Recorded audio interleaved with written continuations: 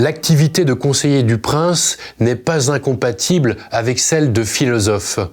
On peut être polisseur de verre comme Spinoza et être un grand philosophe. On peut faire de l'éthique et de l'optique. Aucun métier n'est incompatible avec la pratique de la philosophie. Et la pratique de la philosophie n'est pas incompatible avec le monde de l'entreprise. Les philosophes collaborent depuis toujours avec des politiques. Les philosophes collaborent avec des scientifiques. Les philosophes collaborent avec des médecins dans le monde de la santé. Pourquoi la philosophie et le monde de l'entreprise seraient incompatibles? Pourquoi les philosophes et les entrepreneurs ne pourraient pas collaborer ensemble?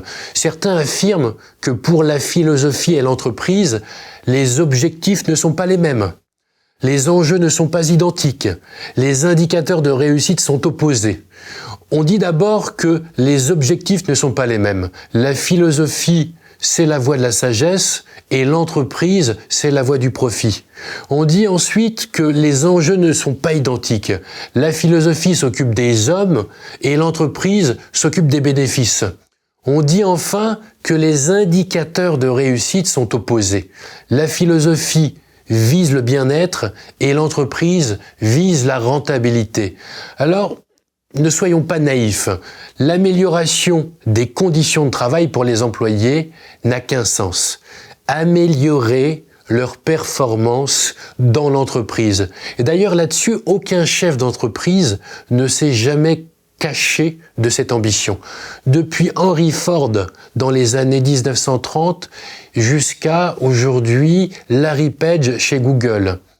Mais si on peut concilier bien-être au travail et performance, où est le problème? Si la philosophie permet d'aider les individus en entreprise pour qu'ils contribuent à améliorer leurs résultats en se sentant mieux au travail, où est le problème? Pour les enseignants et les chercheurs en philosophie, côtoyer l'entreprise, c'est l'occasion de réfléchir sur le monde du travail tel qu'il se vit aujourd'hui et de s'interroger sur les méthodes de management, d'organisation, sur la place du travail dans nos vies à l'heure du chômage de masse et de la crise de sens, à l'heure de la digitalisation et des parcours non linéaires. Certains philosophes voit même l'entreprise comme un terrain d'observation incontournable, car toutes les problématiques classiques de la philosophie se retrouvent dans les entreprises. L'amour, le mal, le pouvoir. La philosophie s'efforce depuis toujours de penser le monde.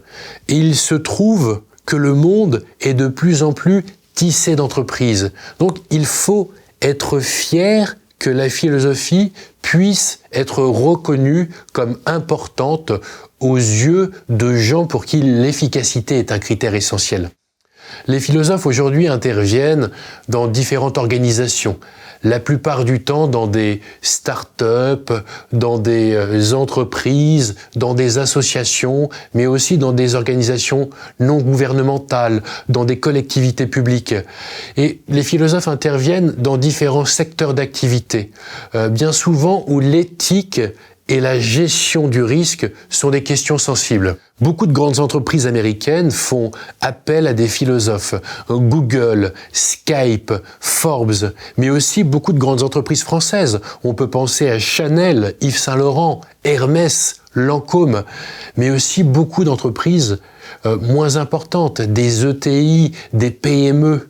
Donc, ils font appel à des philosophes pour différentes missions, soit pour mener des missions d'études et de conseil, soit pour demander aux philosophes d'intervenir sous différentes formes, sous la forme de la conférence, sous la forme de séminaires, de programmes de formation, d'ateliers, ou soit, pour de l'accompagnement au niveau de l'entreprise, des problématiques d'entreprise, ou bien au niveau individuel pour les collaborateurs. Certaines entreprises embauchent même aujourd'hui des philosophes internes à temps plein, à différents postes dans l'entreprise, le plus souvent à des postes de direction en lien avec la formation, le management et la stratégie. Certains dirigeants défendent même l'idée de mettre des philosophes dans les conseils d'administration, en disant que cela aiderait les managers à penser plus en profondeur ce qu'une entreprise devrait essayer de faire pour tenter de réellement améliorer la vie du consommateur.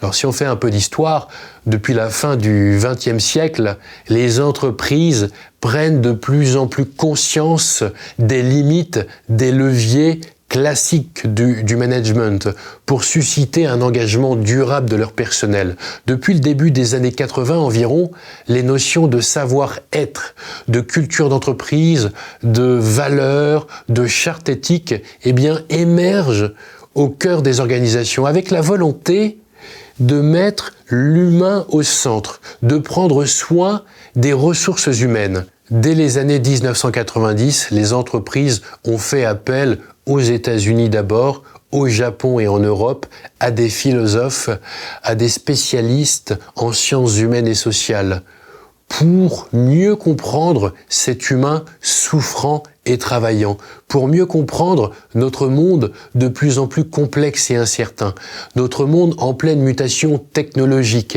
économique, sociale, écologique et géostratégique. Concrètement, des dirigeants font appel à des philosophes pour les aider sur différentes questions, sur des réflexions éthiques par rapport à l'usage des nouvelles technologies, sur les méthodes de management, sur les besoins individuels en matière d'épanouissement professionnel pour favoriser le bien-être et lutter contre la souffrance au travail. La philosophie devient un outil au service de l'entreprise pour mieux innover, mieux comprendre les changements, pour mieux connaître son consommateur. La philosophie et le monde de l'entreprise ne sont donc pas incompatibles. De plus en plus de philosophes collaborent avec des entreprises, accompagnent des décideurs économiques.